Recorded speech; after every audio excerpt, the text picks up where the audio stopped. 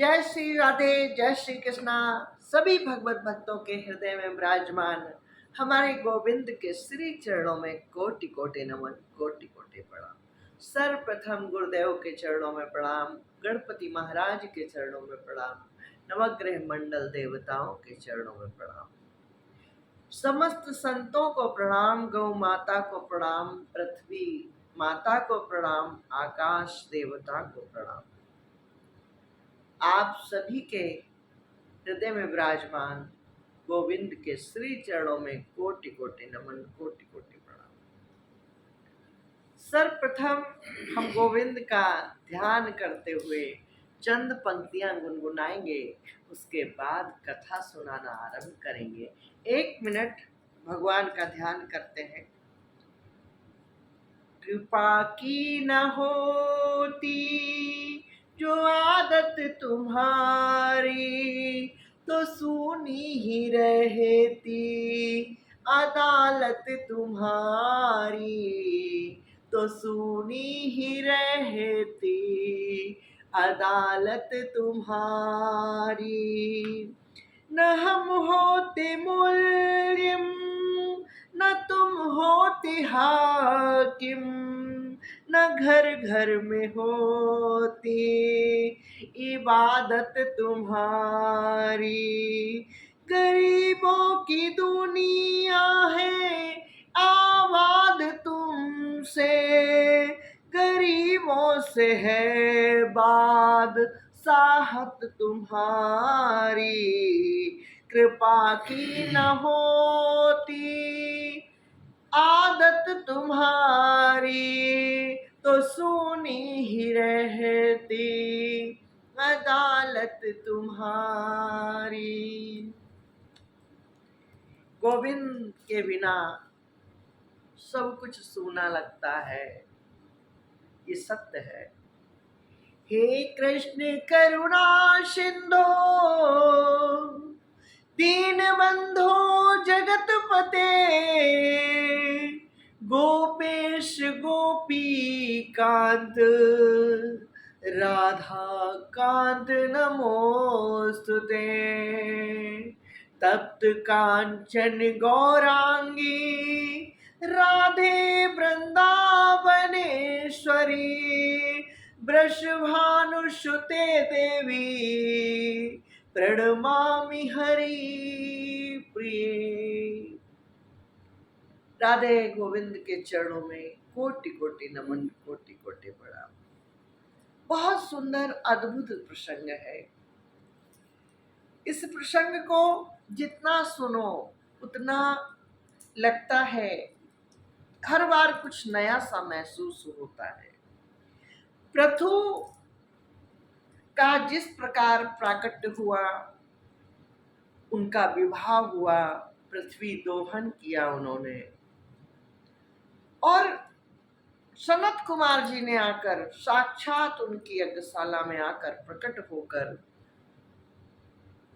जो उपदेश दिया, उसकी कथा हमने पिछली वीडियो में अपलोड की है। आप लोगों ने ना सुनी हो तो सुन लीजिएगा। आगे इनकी वंश परंपरा का वर्णन है, अद्भुत वर्णन है। पूरा सुनाने का प्रयास कर रही हूं अपनी वाणी से। कोई त्रुटि हो जाए तो अन्यथा ना लीजिएगा, क्योंकि मैं कोई भगवान तो हूं नहीं, इंसान ही हूं। और एक इंसान गलती ना करे तो इंसान ही किस बात का। पृथु महाराज के पुत्र हुए, पौत्र हुए, और पौत्रों से प्राचीन बर्ही का जन्म हुआ। 2 पीढ़ियों के बाद प्राचीन बर्ही का जन्म हुआ।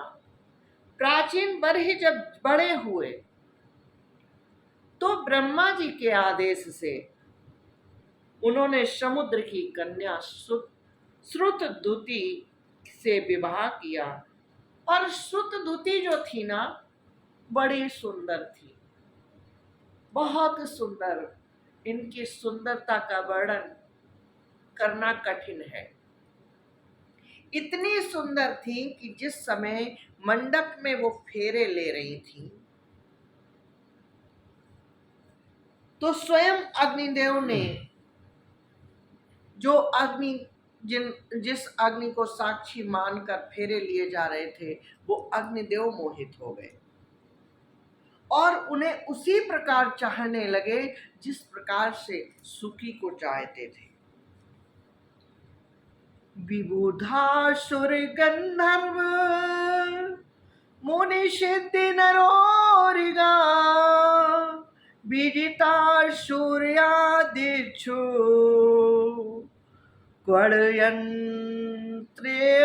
नूपुरे। नव विवाहिता श्रुत ध्रुति ने जब अपने नूपुरों की झनकार से ही दिशा विदिशाओं के, जो दिशाएं हैं उनके देवता हैं, अब उनके नूपुरों की झनकार से सभी मोहित हो गए और सभी को उन्होंने अपने वश में कर लिया। श्रुत दुति के गर्भ से प्राचीन बरही के प्रचेता नाम के 10,000 पुत्र हुए। श्रुत दुति के गर्भ से प्राचीन बरही हुए और उनके जो विवाह हुआ पत्नी के गर्भ से 10,000 प्रचेताओं का जन्म हुआ। और ये पिता के आदेश से, पिता ने आदेश दिया कि जाओ संतान उत्पत्ति करो। संतान उत्पत्ति की चाह से सबसे बड़ी उनकी चाह हुई कि संतान उत्पत्ति की जाए। और जब संतान उत्पत्ति का प्रश्न आया तो सबसे पहले आता है कि विवाह किससे किया जाए। ऐसा विवाह हो जो संतान, बहुत अच्छी संतान को जन्म दे।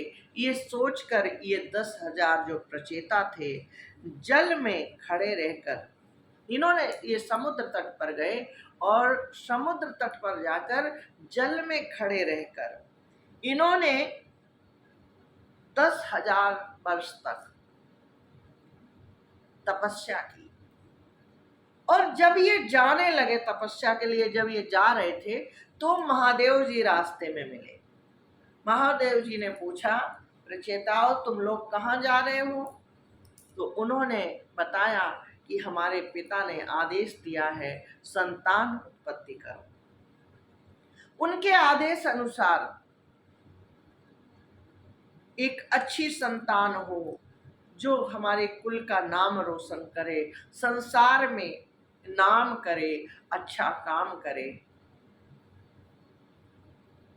पुण्य अर्जित करे, इसके लिए हम तपस्या करने जा रहे हैं। तपस्या किसकी करोगे? बोले श्री हरि की करेंगे। श्री हरि से बड़ा कौन है? बोले बाबा, बोले बात तो सही है, श्री हरि से बड़ा कोई नहीं है। जब इंसान के 100 जन्म पूरे हो जाते हैं, बहुत अच्छा,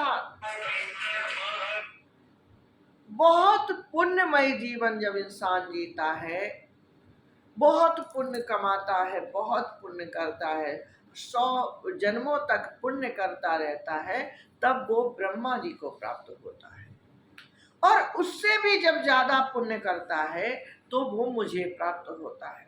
लेकिन श्री हरि, एक श्री हरि ही ऐसे हैं जो मरने के उपरांत तुरंत मिल जाते हैं।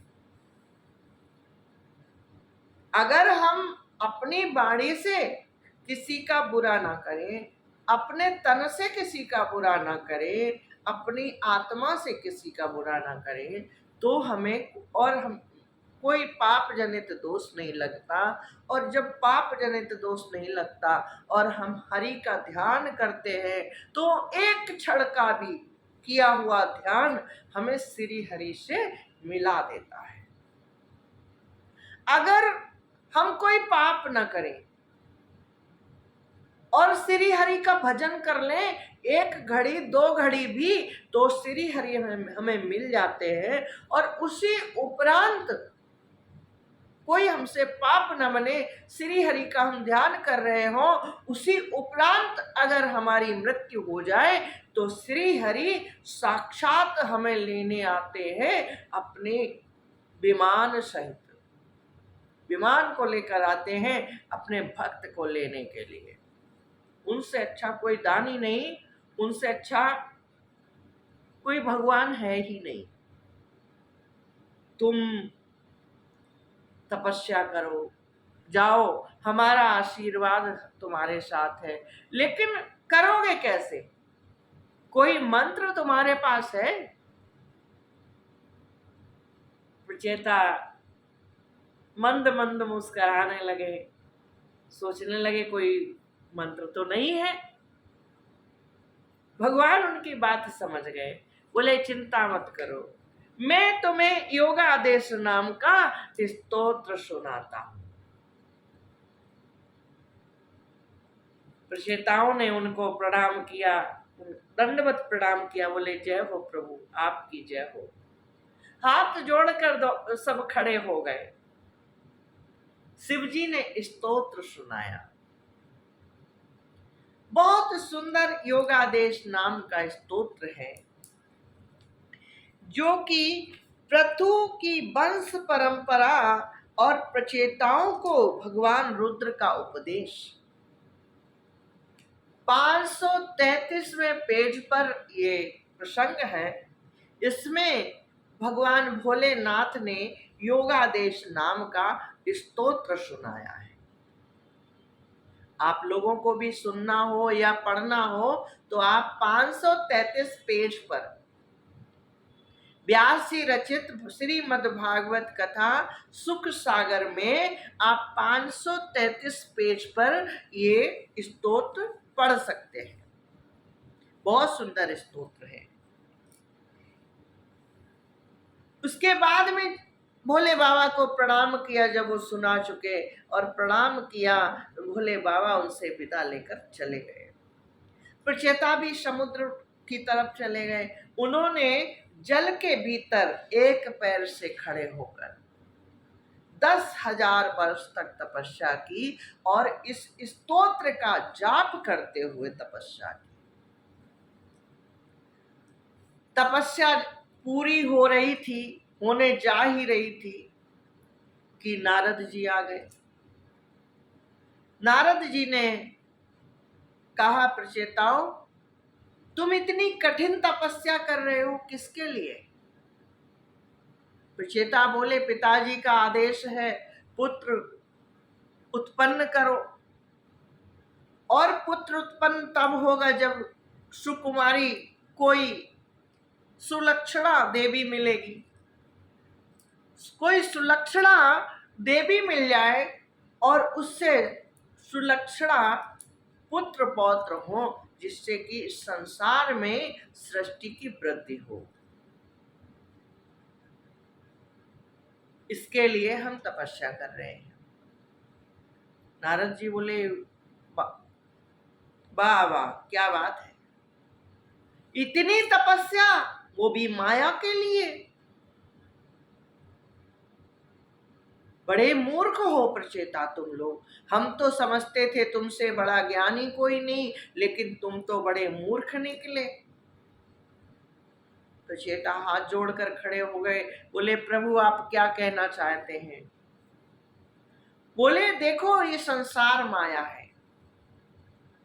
तुम्हारे पिता अपने थोड़े से स्वार्थ के लिए तुम्हें माया में धकेल रहे हैं और तुम उसमें घुसते जा रहे हो। प्रचेताओं की बात समझ में आने लगी। बहुत बड़ा नारद जी ने उपदेश दिया। प्रचेताओं की बुद्धि घूम गई और वो 60,000 जो ऋषि उत्पन्न हुए थे, इस इच्छा से कि ये संतान उत्पत्ति करेंगे और संसार की वृद्धि होगी, सृष्टि बढ़ेगी। प्राचीन वरी का सारा व्यर्थ हो गया। प्रचेताओं को ऐसा समझाया नारद जी ने, ऐसा समझाया कि वो वहीं से उन्होंने संन्यास ले लिया और बिना बताए जंगल की तरफ चले गए। प्राचीन बरी को जब पता चला कि हमारे पुत्र सन्यासी हो गए और नारद जी के कारण सन्यासी हो गए, उन्होंने ऐसा समझा दिया कि वो सन्यास ले लिए और बिना बताए चले गए। कहाँ चले गए? प्राचीन बरी बड़े दुखी हुए। उन्होंने फिर से शतद्रुति से 60,000 प्रचेताओं को फिर से जन्म दिया।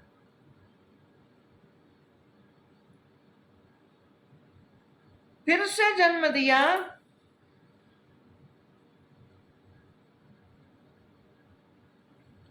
और ये प्रचेत इनको भी समझाया कि जाओ बेटा, तुम तपस्या करो और तपस्या के बाद विवाह करो, विवाह के बाद तुम संतान उत्पत्ति करो। पिता ने जैसा आदेश दिया वैसा ही प्रचेताओं ने किया। प्रचेता चले और उधर से भोले बाबा चले। भोले बाबा सोचने लगे, प्रचेता बड़े भोले हैं, जैसा पिता ने कहा वैसा ये करने चले तो हैं, लेकिन ये करेंगे कैसे? तो भोले बाबा उन्हें रास्ते में मिले और पूछा, प्रचेताओं कहाँ जा रहे हो? सेम जिस तरह से पहले हुआ था ना, उसी तरह से प्रचेता बोले, पिताजी के आदेश से तपस्या करने जा रहे हैं। तो उनको भी योगादेश नाम का स्तोत्र दिया। इस स्तोत्र को सुनकर प्रचेता बहुत प्रसन्न हुए और उन्होंने भोले बाबा को प्रणाम किया, धन्यवाद किया और उनकी कृपा सदैव बनी रहे ऐसा आशीर्वाद प्राप्त किया। भोले बाबा उसके बाद अपने स्थान को चले गए, कैलाश को, और ये समुद्र तट पर चले गए। समुद्र तट पर जाकर उन्होंने घोर तपस्या की। 10,000 वर्ष तक तपस्या करते रहे। जब तपस्या पूर्ण होने को हुई तो नारद जी फिर से नारायण नारायण नारायण कहते हुए प्रकट हो गए। नारद जी ने कहा, प्रचेताओं तुम क्या कर रहे हो? प्रचेता बोले, प्रभु हम तपस्या कर रहे हैं, पुत्र प्राप्ति के लिए, अच्छी पत्नी और अच्छी संतान के लिए हम तपस्या कर रहे हैं, पिता के आदेश से यहाँ पर आए। नारद जी ने फिर से अपना ज्ञान दिया। बोले, प्रचेताओं तुम कितने भोले हो, तुम्हें ये भी ज्ञान नहीं क्या सही है क्या गलत है। पिता ने जो कहा वो करने चल दिए। प्रचेता बोले, हमने तो सुना है पिता का आदेश ही सबसे बड़ा आदेश होता है, मानना चाहिए। लेकिन नारद जी बोले, पिता का आदेश मानना चाहिए, हम भी कहते हैं, लेकिन वही आदेश मानना चाहिए जो कल्याण, जिसमें अपना कल्याण हो। अगर कल्याण ना हो तो न मानने में भी कोई बुराई नहीं है। प्रचेताओं को लगा ये भगवान के दूत हैं, हो सकता भगवान ने भेजा हो, और तो उनसे पूछने लगे। बोले, प्रभु पर हमें क्या करना चाहिए? हमें 10,000 वर्ष होने वाले हैं, हम यहाँ पर एक पैर से खड़े हैं, अब हमें क्या करना चाहिए? बोले, तुम मूर्ख हो, तुम्हें कभी भी विवाह नहीं करना चाहिए और संतान के बारे में तो सोचना भी नहीं चाहिए। विवाह और संतान ये संसार की सबसे बड़ी माया है। इसके मोह में जो पड़ गया उसका कल्याण हो गया। तो फिर प्रभु हमें क्या करना चाहिए? बोले, तुम्हें संन्यास ले लेना चाहिए और बताना भी नहीं चाहिए। अगर बताने जाओगे तो तुम्हारे पिता तरह तरह की बातें बताएंगे, तुम्हें समझाने का प्रयास करेंगे, इसलिए चुपचाप निकल जाओ, किसी को बताने की जरूरत नहीं। नारद जी ने समझा दिया और प्रचेता संन्यास लेकर जंगल को निकल गए, पहाड़ों में गुफाओं की तरफ चले गए। किसी को पता नहीं चला। जब प्राचीन बरही ने पता लगाया हमारे पुत्रों का क्या हुआ, तो उन्हें पता चला नारद जी की उन पर भी कृपा हो गई। प्राचीन बरही को बड़ा कष्ट हुआ। बोले नारद का तो हमने कुछ बिगाड़ा नहीं, ऐसा हमने कुछ भी नहीं किया जिससे नारद का कुछ बिगड़े, फिर नारद हमारा बिगाड़ने में क्यों लगे। बहुत दुखी हो गए प्राचीन बरही। नारद जी से कुछ भी नहीं कहा, नारद के विषय में कुछ भी किसी से नहीं कहा और कर्म कांड में लग गए। हवन जप तप यज्ञ करने लगे जिससे कि हमारा आगे कुछ भला हो। सृष्टि कैसे बढ़ाएं, उसके लिए वो जप करने लगे, तप करने लगे, हवन करने लगे, कर्म कांड में लग गए। नारद जी ने देखा अब प्राचीन बरही का भी कल्याण करना चाहिए, प्राचीन बरही को समझाना चाहिए। प्राचीन बरही को कैसे समझाया जाए, उसके लिए हमें प्रयास करना चाहिए। नारद जी आए, प्राचीन बरही ने प्रणाम किया, बोले जय हो प्रभु जय हो, आइए पधारिए। नारद जी को आदर सहित बिठाया, उनके चरणों की वंदना की, पैर धुलाए, उनका पूजन किया, उनको खिलाया पिलाया। बहुत सुंदर कथा है, अद्भुत कथा है, लेकिन वीडियो बड़ी हो रही है, इसलिए इस वीडियो को हमें यहीं पर कट करना पड़ेगा और दूसरी वीडियो बनानी पड़ेगी जिससे कि ये प्रसंग पूरा किया जा सके। अब पुरंजनोपाख्यान प्रारंभ हो रहा है।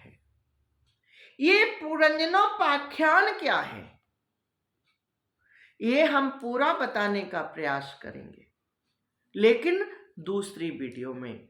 आज की वीडियो हम यहीं पर विराम दे रहे हैं। कोई कमी हो, कोई त्रुटि हो तो हमें माफ कर दीजिएगा और कमेंट बॉक्स में आकर अवश्य बताइएगा। त्रुटियां होती हैं, अगर इंसान त्रुटियां ना करे तो वो इंसान नहीं होता, फिर उसको भगवान का रूप दे दिया जाता है। तो मेरे प्रिय भगवत भक्तों, आज की वीडियो को हम यहीं पर विराम दे रहे हैं। कोई गलती हो कोई तो बताइएगा और वीडियो पसंद आई हो तो भी बताइएगा। लाइक कीजिएगा, कमेंट कीजिएगा, ज़्यादा से ज़्यादा शेयर कर दीजिएगा, जिससे कि और लोगों को भी कथा का लाभ मिल सके और लोग भी कथा को सुन सकें और आपका कल्याण हो सके। अब आप लोग सोचेंगे हमारा कल्याण कैसे होगा। तो देखो, जब आप किसी को कुछ सुनाते हैं, कुछ का मतलब कोई धार्मिक विषय पे चर्चा हो रही हो, भगवान की चर्चा हो रही हो, भगवत कथा सुनाई जा रही हो, अगर आप किसी को सुनाते हैं, शेयर कर देते हैं, उसके पास भेज देते हैं और वो सुन लेता है, तो उसका दशांश फल आपको मिल जाता है। तो इस तरह से आपका कल्याण हो। आप शेयर कीजिएगा और चैनल पर नए आए हैं तो चैनल को सब्सक्राइब कर लीजिएगा, जिससे कि नई वीडियो का नोटिफिकेशन तुरंत आपके मोबाइल पर आ सके और आप कथा को सुन सके। इसी के साथ विराम दे रही हूं। जय श्री राधे, जय श्री कृष्णा, शुभ संध्या।